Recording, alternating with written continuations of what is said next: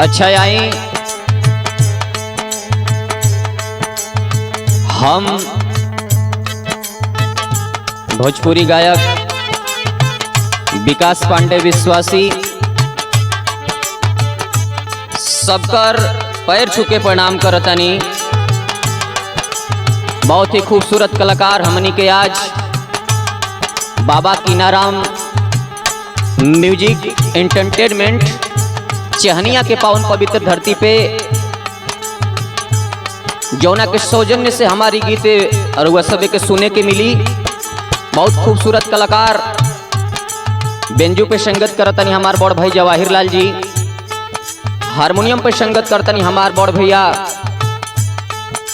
प्रीतम जी, नाल पे संगत करतनी हमार बड़ भाई ब्रजेश भैया और हमारे परम आदरणीय सम्मानित कोरस पे साथ कर रहे हैं हमारे दोनों बड़े भाई प्रकाश जी और संजय जी।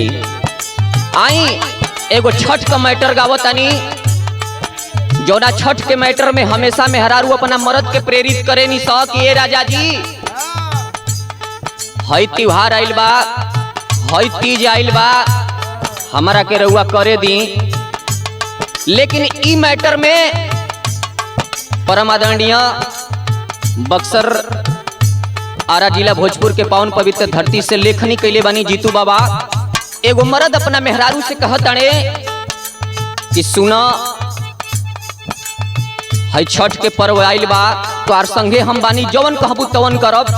भाव के माध्यम से सुने के बा कैसे कर धनी छठ के परबिया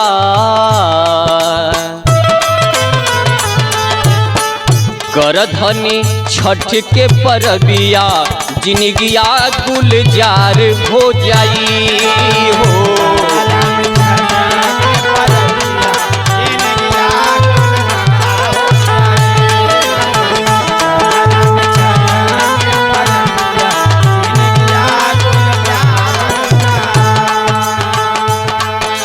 जिनगिया गुलजार हो जाई, जिनगिया गुलजार हो जाई हो।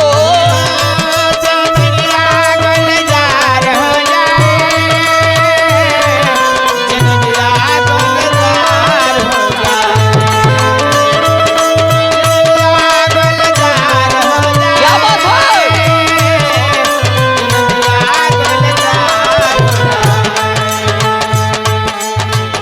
कर धनी छठ के परबिया जिनगिया गुलजार हो जाई हो।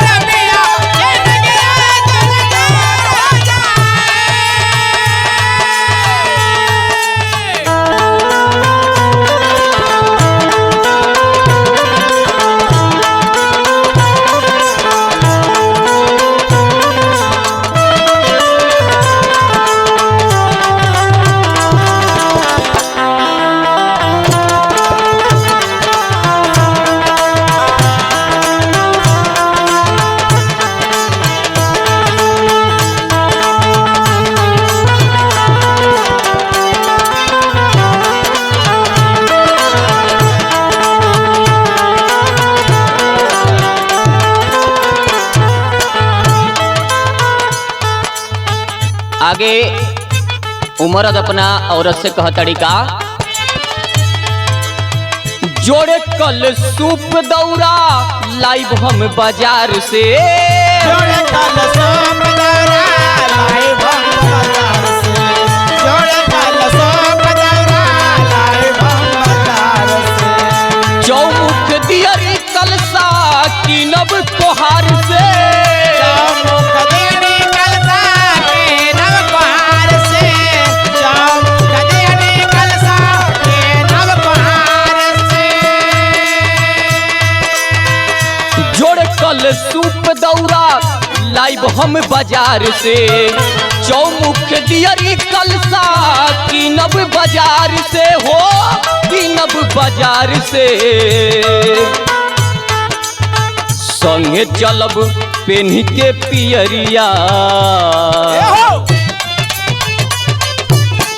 संगे चलब पेन्ही के पियरिया तो हमरो बेड़ा पार हो जाई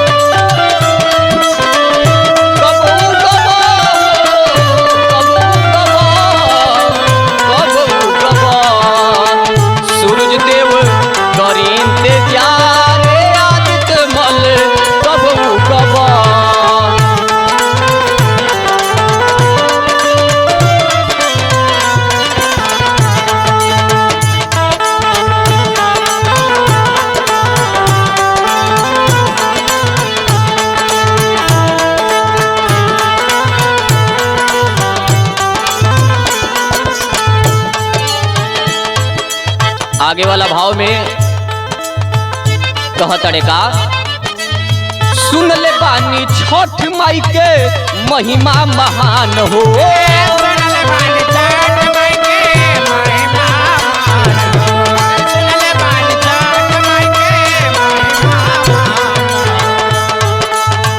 छठ के परब करे बुढ़िया जवान हो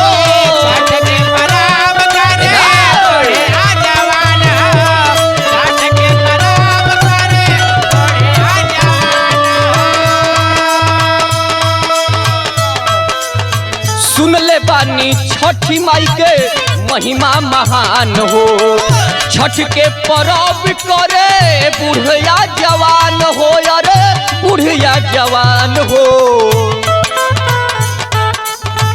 देवु सूरज देव के अरखिया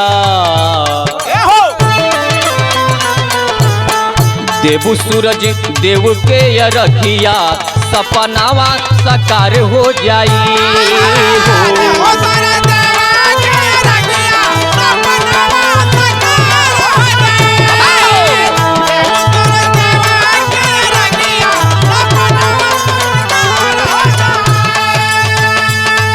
जिनगिया गुलजार हो जाई जिनगिया बेड़ा पार हो जाई हो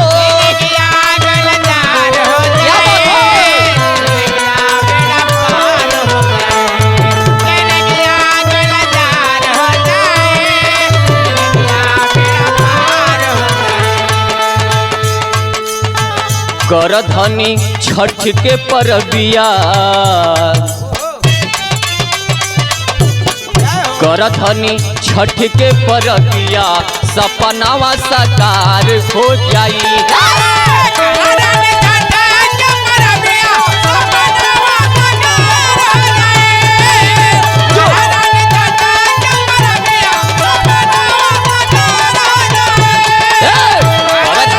छठ के परबिया सपनावा साकार